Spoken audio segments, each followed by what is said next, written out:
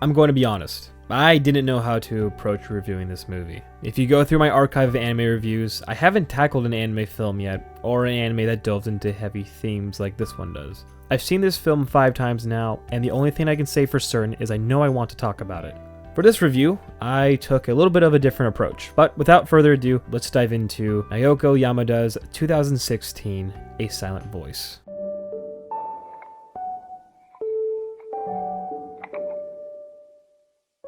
This movie follows Shoya Ishida, a high school student who is contemplating suicide. He flashbacks to his elementary school days when his teacher introduces a new student, Shoko Nishimiya, who is deaf. Irritated by his inability to understand Shoko, Shoya begins bullying her and harassing her, making fun of her disability. よし、次、石田。嘘でしょ。わわわShoko tries to befriend her classmates, but Naoko Yuino and the other girls just get fed up with her disability and leave her isolated.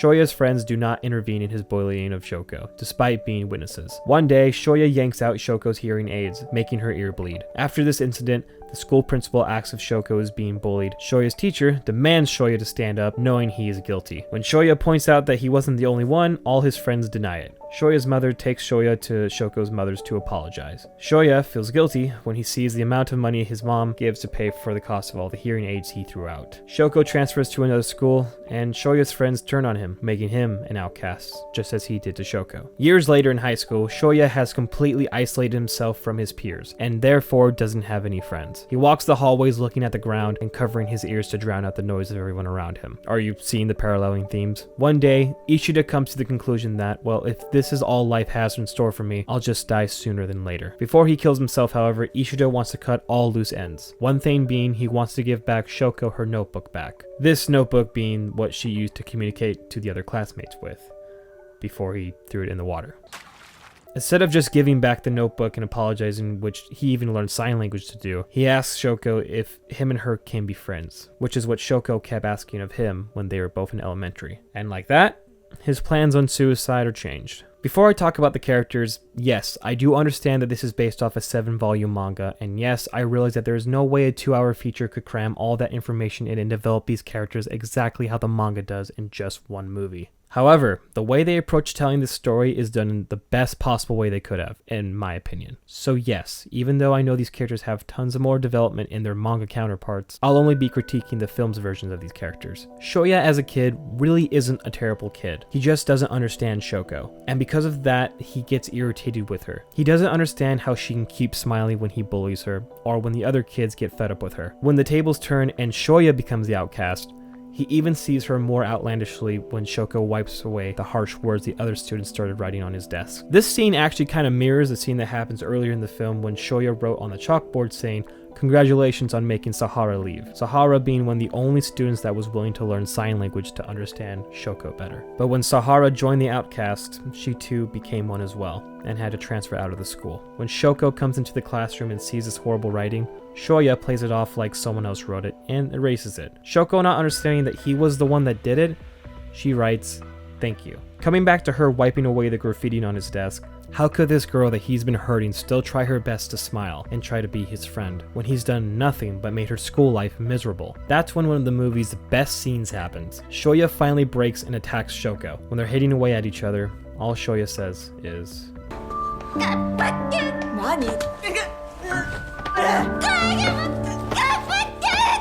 it's pretty heartbreaking. It's amazing how the audience perception of Shoya transforms in the film. In elementary, you just want this kid to get disciplined by his mom or something, but by the end, you're totally rooting for him to be with Shoko. I may be making it sound like a lot of this film takes place in elementary school. The reason I have to cover it so much is because it sets so much groundwork for the rest of the movie that actually takes place in high school.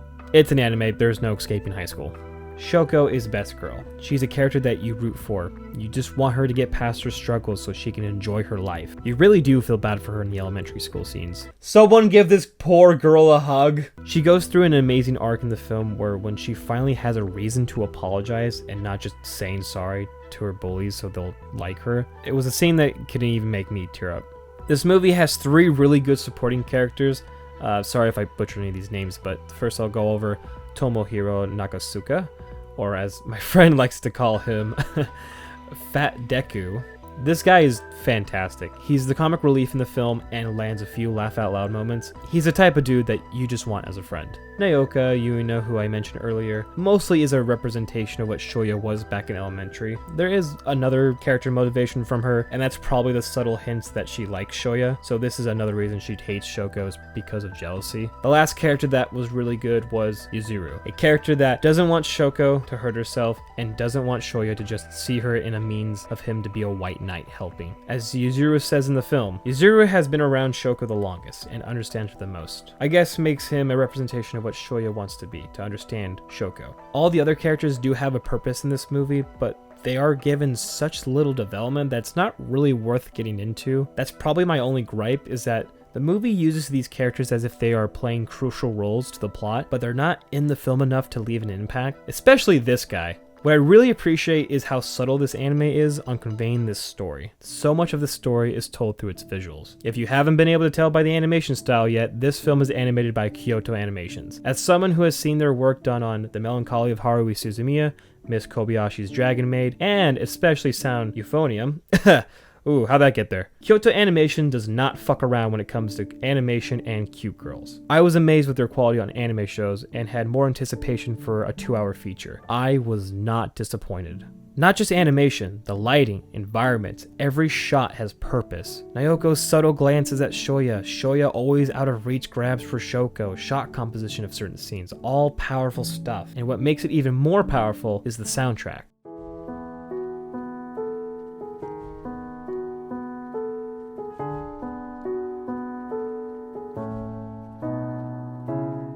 The OST is, how do I put this? It's manipulative? Okay, listen, I don't mean that in a bad way. Clanad's music was manipulative. Certain sounds and key notes would play off the emotions you were supposed to be having in a scene. And god damn it, I call it manipulative because it works! 興味ねえし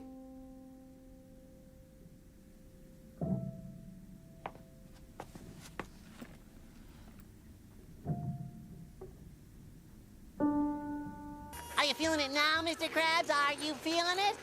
I'm feeling it, SpongeBob. Patrick, that's not a ride.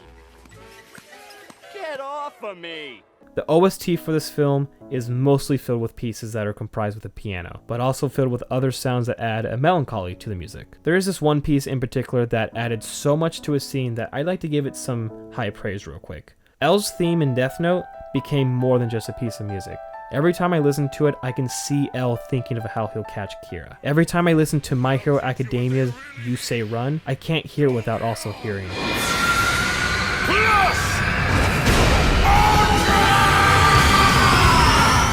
This same feeling can be said about a Silent Voices music piece, Lit. Such a beautiful piece of music that I can't listen to without seeing Shoya cry. When a piece of music gives you this feeling, that's when you know it's gone beyond its job. The other songs are great too, don't get me wrong, I just gotta give credit to this piece in particular because it gave me such emotions. A Silent Voice tackles a couple of connecting themes: bullying, isolation, forgiveness, suicide, what it means to be friends. While watching this movie, I was worried that it wouldn't be able to handle, let alone balance all these themes, but by the end, I think A Silent Voice does a brilliant job getting its core message across, that we need to understand each other, or we'll end up alone. Is this video a review? I kind of feel like I just gushed over the movie for 10 minutes. I had heard somewhere that the movie Your Name greatly overshadowed this movie. If that's true, that's a really damn shame because I actually like this one more. I absolutely adore this movie. You could easily show this to people who aren't into anime as well, and I think anyone could totally enjoy this movie.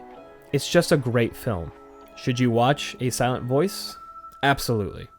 Go see this beautiful movie.